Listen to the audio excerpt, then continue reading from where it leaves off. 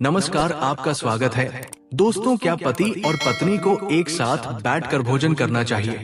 क्या मनुष्य को दूसरों का झूठ भोजन ग्रहण करना चाहिए? इस विषय में भगवान श्री कृष्ण ने बहुत महत्वपूर्ण बातें कहानी हैं, जो प्रत्येक मनुष्य को अवश्य जान लेनी चाहिए, ताकि उसे कभी काल मृत्यु तथा दुख दरिद्रता का सामना ना करना पड़े। दोस्तों, इस संसार के प्रत्येक प्राणी को इनकी आवश्यकता होती है। अन्न से ही उसे ऊर्जा प्राप्त होती है। हर पशु के लिए अलग अलग प्रकार के अन्न की आवश्यकता होती है। पशु भी अन्न ग्रहण करते समय ईश्वर के नियमों का पालन पूरी करते हैं। इसी प्रकार से मनुष्यों के लिए भी भोजन के कई महत्वपूर्ण नियम बनाए गए हैं। यदि इन नियमों का पालन पूर्ण किया जाए तो मनुष्य को ईश्वर की कृपा प्राप्त होती है। हमारे शास्त्रों में भोजन करने की दिशा, भजन के प्रकार, भोजन करने का सही समय, इन विषयों में महत्वपूर्ण नियम बताए गए हैं। दोस्तों, भगवान श्री कृष्णा ने भागवत कविता में मनुष्य को भोजन करने संबंधी बहुत ही महत्वपूर्ण उपदेश दिया है। ये उपदेश मनुष्य की उन्नति करने वाला, दीर्घायु दिलाने वाला तथा सभी प्रकार के रोगन से मुक्त रखने वाला है। जी, शरीर को भगवान ने प्रदान किया है। उन्होंने ही इस शरीर को शुद्ध और स्वस्थ रखने के उपाय भी बताए हैं।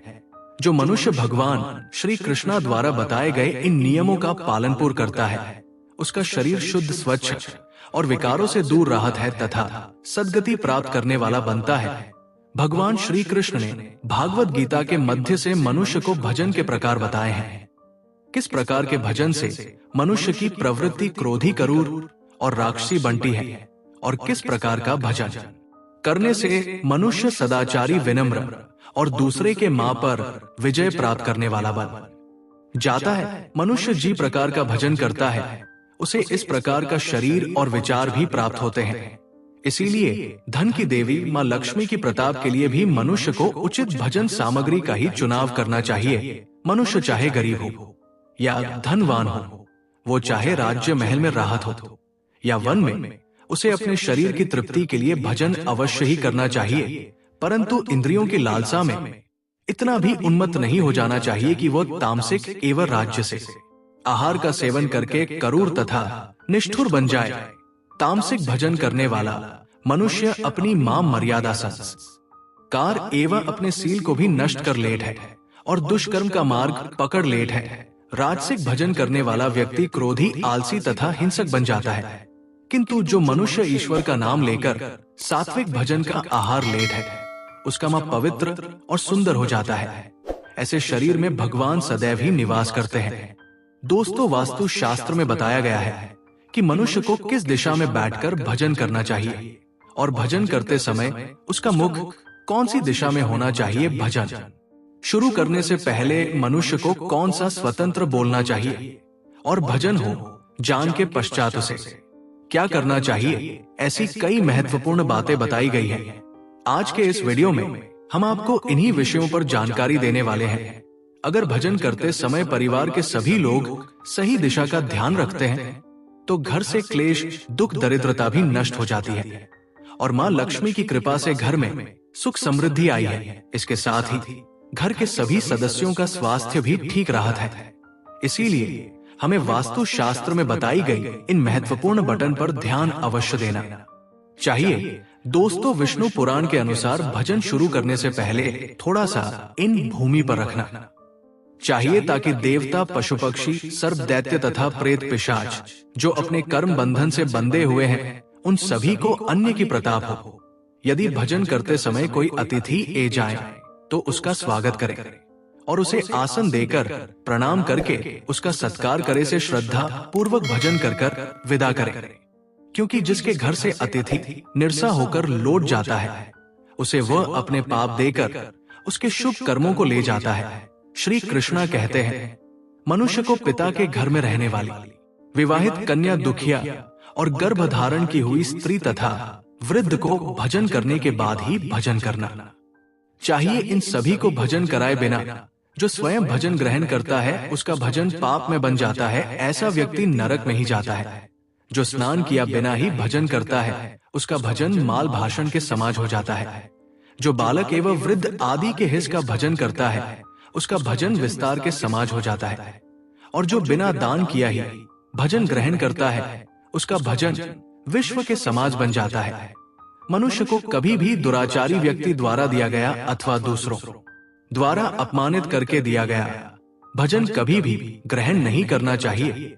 मनुष्य को चाहिए कि भरोसे हुए भजन का अगर भाग अग्नि को देकर ही भजन करना चाहिए। भजन को एकाग्रचित होकर करना चाहिए। प्रथम मीठा, फिर लवण और खट्टा और अंत में कटु एवं तीखे पदार्थ का सेवन करें। प्रथम 3 निवाला मौन होकर ग्रहण करने चाहिए। ऐसा करने से व्यक्ति के सभी पाप गम तुरंत नष्ट हो जाते हैं और भगवान की कृपा से उसे जीवन भर कभी इनकी कमी महसूस नहीं होगी। दोस्तों, वास्तु के अनुसार पूर्व दिशा में बैठकर भजन करने से व्यक्ति रोगन से और मानसिक तनाव से मुक्त हो जाता है। बीमा बुजुर्गों को पूर्व की और मुख करके भजन अवश्य करना चाहिए। इससे उनके स्वास्थ्य में सुधार होता है, क्योंकि पूर्व दिशा उगते हुए सूर्य की दिशा है और सूर्य देव बाल, आरोग्य तथा दीर्घायु प्रदान करते हैं। अगर कोई व्यक्ति व्यवसाय में तरक्की चाहता है अथवा नौकरी की तलाश में है तो उत्तर दिशा की ओर मुख करके भजन करे। उत्तर दिशा मां सरस्वती की दिशा है। इससे उसे व्यक्ति को कार्यों में सफलता प्राप्त होती है। ध्यान रहे, दक्षिण दिशा की प्रमुख करके भजन एन करे। ये दिशा है। वास्तु शास्त्र के अनुसार टूटे फूटे बर्तनों में भजन नहीं करना चाहिए।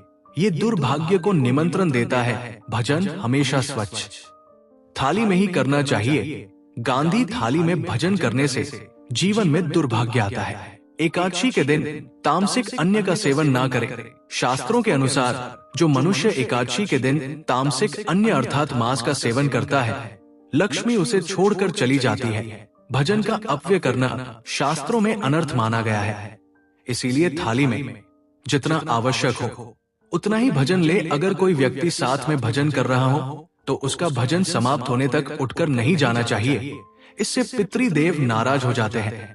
भजन के बाद थाली में हाथ धोना अनुचित माना गया है। थाली में हाथ धोने से अन्य का अपमान होता है। भजन के बाद थाली में हाथ धोने वाले लोग नीचे यानी में जम लेते हैं। सबसे महत्वपूर्ण बात ध्यान रहे कि व्यक्ति को बिस्तर पर बैठकर भजन नहीं करना चाहिए। ऐसा करने से व्यक्ति कई प्रकार के रोगन से ग्रसित हो सकता है। भजन केवल जमीन पर आसन बेचकर उसे पर बैठकर ही करना चाहिए। भजन करते समय दिशाओं का ध्यान रखना बहुत ही आवश्यक होता है। यदि गलत दिशा में बैठकर अथवा गलत दिशा में मुख करके भजन करने से व्यक्ति को उसके अनिष्ट कारक परिणाम प्राप्त होते हैं। भगवान श्री कृष्णा कहते हैं, जी भजन के ऊपर से कोई पर रखकर चला गया हो अथवा कोई व्यक्ति भजन को लांघ कर गया हो तो ऐसे भजन को कभी खाना नहीं चाहिए। ऐसा भजन अशुद्ध हो जाता है। ऐसे भजन को पशुओं को मिला देना चाहिए। दूसरों के द्वारा लगा गया भजन खाने से मनुष्य की आयु कम हो जाती है और उसके शरीर में भिन्न भिन्न प्रकार के रोग उत्पन्न होते हैं। गरुड़ पुराण के अनुसार यदि भजन में बाल निकाल आता है तो ऐसा भजन त्याज्य हो जाता है। यदि एन में बाल निकलता है तो उसे ईश्वर को कभी प्रसाद के रूप में नहीं चलाना चाहिए और ना ही स्वयं खाना चाहिए।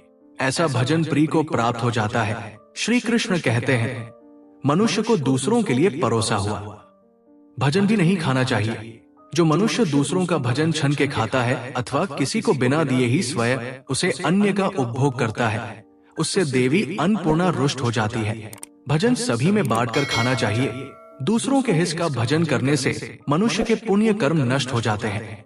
पवित्र आसन पर बैठकर अपने पैरों को भूमि पर रखकर पूर्व की और सूर्य भिमुख होकर अन्य ग्रहण करना ही सर्वोत्तम माना गया है। पूर्व विमुख होकर भजन करने से यश की प्रताप होती है और उत्तर की और मुख करके भजन करने से सत्य की प्रताप होती है। दोनों हाथ दोनों पर तथा मुख को पानी से धोकर ही भजन करना चाहिए। भजन के पत्र को भूमि पर रखकर अन्य ग्रहण करना ही सर्वश्रेष्ठ माना गया है। शास्त्रों में इस प्रकार के भजन को उपवास के समाज बताया गया है। मनुष्य को क्रोध रहित होकर भजन करना चाहिए। क्रोध की अवस्था में भजन करने से भजन का अपमान होता है और कई व्याधि उत्पन्न होती है। यदि चित्त कहानी और हो तब भी भजन नहीं करना चाहिए और गुस्से से भरे मां से भी भजन करना अशुभ होता है। जो जूते पहनकर भजन करता है, इस प्रकार के भजन को आसुरी भजन कहा गया है। ठीक मध्य रात्रि में, ठीक मध्याह्न ऐन होने पर भी भजन करना अशुभ माना गया है। यदि पेट खराब हो तब भी भजन नहीं करना चाहिए। गले वस्त्र पहन करके भी भजन करना अशुभ होता है। दूसरों के लिए भरोसा गया भजन भी कभी नहीं करना चाहिए। सोते हुए खड़े होकर टूटे फूटे पत्र में भूमि पर रखकर अथवा हाथ पर रखकर भजन ग्रहण करने से दरिद्रता आई है। भजन करते समय वेदों का उच्चारण नहीं करना चाहिए।